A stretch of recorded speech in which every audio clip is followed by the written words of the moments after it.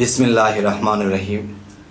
হে সমস্ত জগতবাসী, আজ আমি শামীম আলী চিশতি আপনাদের সামনে যে আলোচনাগুলো নিয়ে হাজির হলাম, সেই আলোচনাটি অবশ্যই খেয়াল করে শুনবেন। আজকের আলোচনাটি হলো, মানুষ অনেক আমল করে, অনেক সাধনা করে, আল্লাহর পথে অনেক কষ্ট করে, তারপরেও কিন্তু মানুষগুলো আল্লাহর দর্শন লাভ করে না।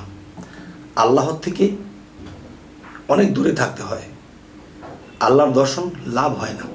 এত সাধনা, এত কর্ম, এত ত্যাগ দেওয়ার পরেও মানুষ আল্লাহর দর্শন লাভ করতে পারে না।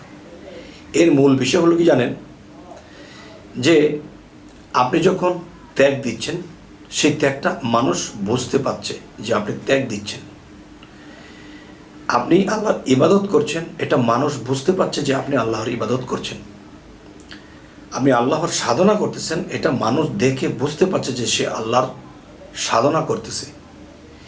সমস্ত কিছু মানুষ যখন দেখে ফেলে এবং বুঝে ফেলে, তখন কিন্তু সেই মানুষটির মধ্যে একটা জিনিস কাজ করে, যে আমি সাধনা করি, আমি দান করি, আমি কর্ম করি, আমি সুপথে আছি।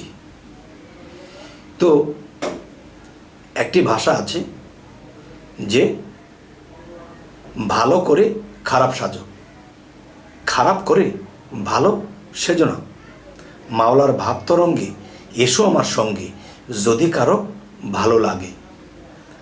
আচ্ছা, তাহলে এখানে একটি কথা আছে যে, সাধুর ভেষ ছাইরা দিয়া মাতাল বৈতাল সাজো আগে, মাওলার ভাব তরঙ্গে এসো আমার সঙ্গে, যদি কারো ভালো লাগে।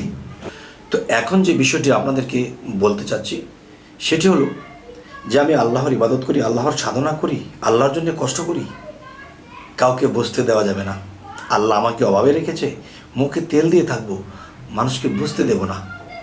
যদি আমি মানুষকে বুঝতে দিই, তাহলে আমার মধ্যে একটা জিনিস কাজ করে, যে মানুষ জানে যে আমি সাধক, মানুষ জানে আমি ইবাদত করি। আচ্ছা, অনেক ভালো কিছু করবেন, কিন্তু খারাপের বাগটা নিয়ে থাকবেন। অনেক সাধনা করবেন, অসাধকের মতো লাগবে আপনাকে।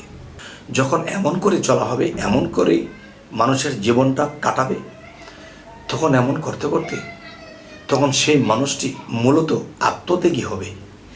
আত্মত্যাগী হতে হতে, আত্মসাধনা করতে করতে করতে করতে তখন তার মধ্যে এমন কিছুর সৃষ্টি হবে, তার আত্মদর্শন হবে, তার পরমাত্মার দর্শন হবে, তার আল্লাহর দর্শন হয়ে যাবে। তবে হে সমস্ত জগতবাসী, আরও একটি বিষয় হলো, দেখুন যে পৃথিবীতে যত সাধনায় আছে, দেখেন আরও একটি জিনিস বোঝাতে গিয়ে বলতে হয়, আপনি দামি দামি খাবারের জিনিস কিনেছেন, মাংস কিনেছেন, তেল কিনেছেন, মশলা কিনেছেন, এবং সমস্ত মশলা একাত্র করে শেষে পাক করেছেন, লবণ দেননি, তখন কিন্তু এই খাবারটা খাওয়ার যোগ্য থাকবে না। ঠিক মানুষের সাধন ভজনের পাশাপাশি যদি, মানুষের ত্যাগের পাশাপাশি যদি মানুষের পূর্ণ ভক্তি, পূর্ণ বিশ্বাস না থাকে, সেই মানুষটি কখনোই আল্লাহ পর্যন্ত পৌঁছায় না, এবং আল্লাহ তার কাছে আসে না, সাক্ষাৎ ঘটায় না। তাই নিজেকে আল্লাহর প্রেমের দেশে বিলীন করে দিতে হবে। তাই বলবো, হে সমস্ত জগতবাসী, সমস্ত সাধনার পাশাপাশি, সাধনা তো লাগবেই, সেই সাধনার পাশাপাশি প্রেম ভক্তির মধ্যে ডুবে থাকতে হবে। তার নাম এক সেকেন্ডের জন্য ভোলা যাবে না।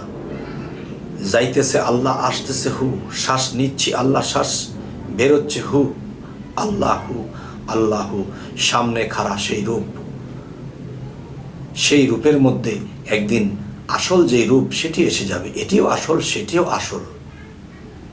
কারণ যাকে দিয়ে আমি শুরু করেছি, সেও তো আসল। কিন্তু এই আসলের ভিতরে আরেকটা আসল আছে, আর এই আসল দিয়ে সেই আসলকে ধরতে হয়।